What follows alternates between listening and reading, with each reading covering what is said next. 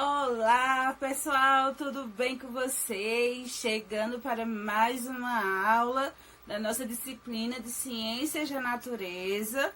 Eu espero que vocês gostem do conteúdo, preste muito bem atenção no que a gente vai estar falando hoje. Afinal, aprender mais um pouquinho com relação dos conteúdos de ciências é sempre necessário e faz bem para a gente, não é? Então vamos lá, pegando o livro, acompanhando a partir das páginas descritas o vídeo e anotando também as dúvidas, curiosidades, tá certo? Vamos lá para mais uma aula de ciências?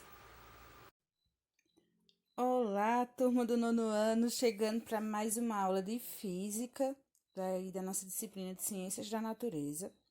E hoje a gente vai falar de um assunto novo, né?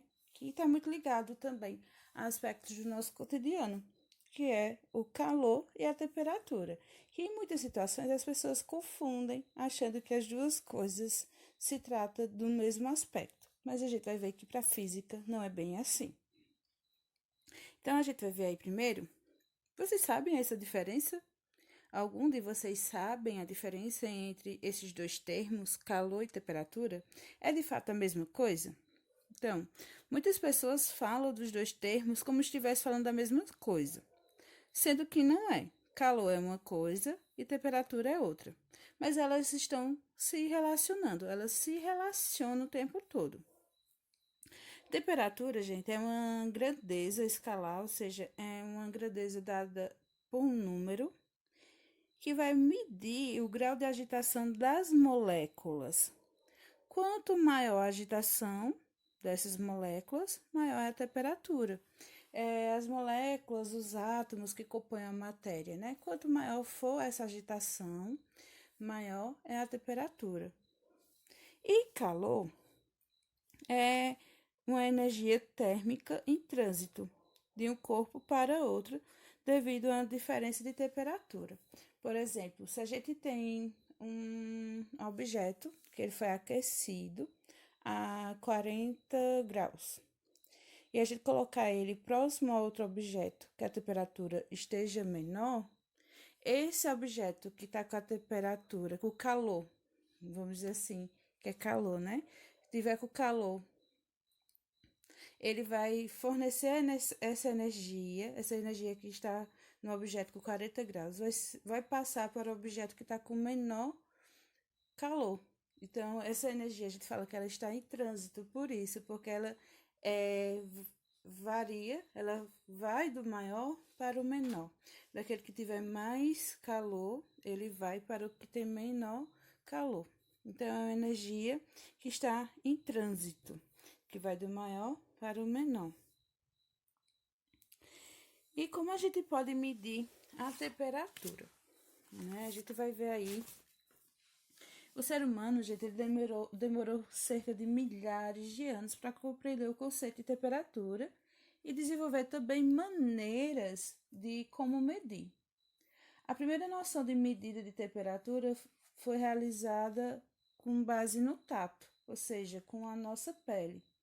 Além de restrita a termos como quente, morno ou frio, essa maneira de medir a temperatura é vaga e imprecisa, porque algo pode estar calor para mim, mas pode não estar para outra pessoa, né? Calor até que ponto? Quente até que ponto, vamos dizer assim? Frio até que ponto?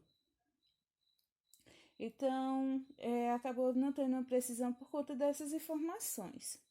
Se colocarmos uma das mãos no ferro e outra na madeira de uma carteira, seremos induzidos a acreditar que o ferro está numa temperatura menor do que a madeira, mesmo que ambos estejam com a mesma temperatura. Assim, ocorre em várias situações do nosso cotidiano.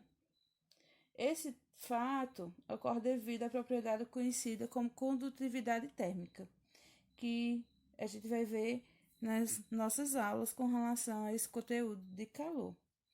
Então, esses e outros fatores influenciaram os cientistas a desenvolver um instrumento padrão para medir a temperatura de um corpo ou de um ambiente, sem que seja preciso usar o tato. Esse instrumento é conhecido como termômetro. E o termômetro, ele vai dar um valor numérico, né? A temperatura verificada no ponto de vista do tato, a gente não tem um valor numérico.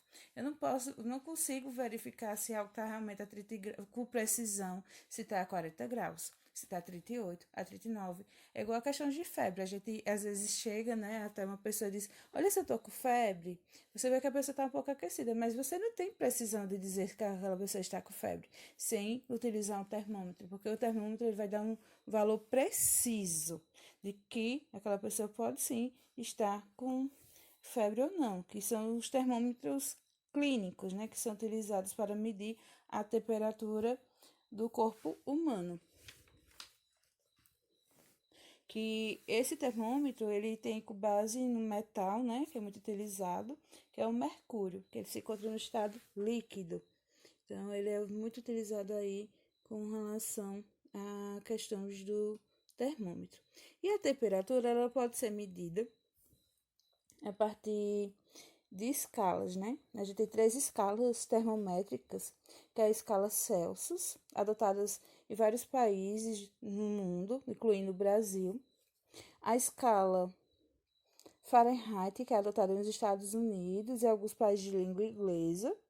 E o Kelvin, que é adotada pela comunidade científica como unidade padrão do Sistema Internacional de Unidades, que a gente vai ver que o Kelvin, ele não é indicado por graus, tá certo? E o porquê que ele não tem esse graus.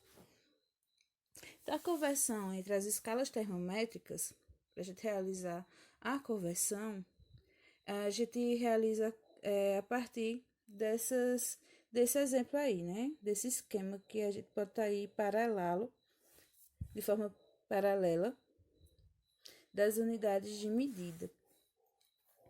E que aí a gente tem uma relação, tá certo?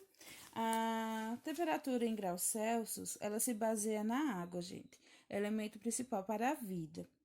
Então, se colocou o ponto zero na escala de graus Celsius, que é o ponto em que a água congela.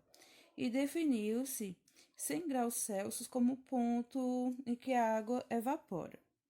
Já na escala de Fahrenheit, determinou como ponto zero o ponto de congelamento de uma mistura de água e sal. E seu ponto máximo, no caso de Fahrenheit, é a temperatura de 96 Fahrenheit de um homem adulto sadio.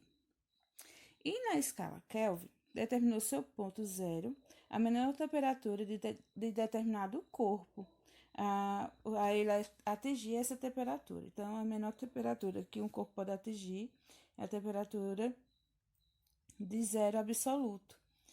E então o zero Kelvin é o zero absoluto. Por ser uma escala absoluta, é utilizada 100 graus, né? Não tem a utilização do graus, não, a gente não coloca graus Kelvin, pois ela não utiliza de um fenômeno universal como referência.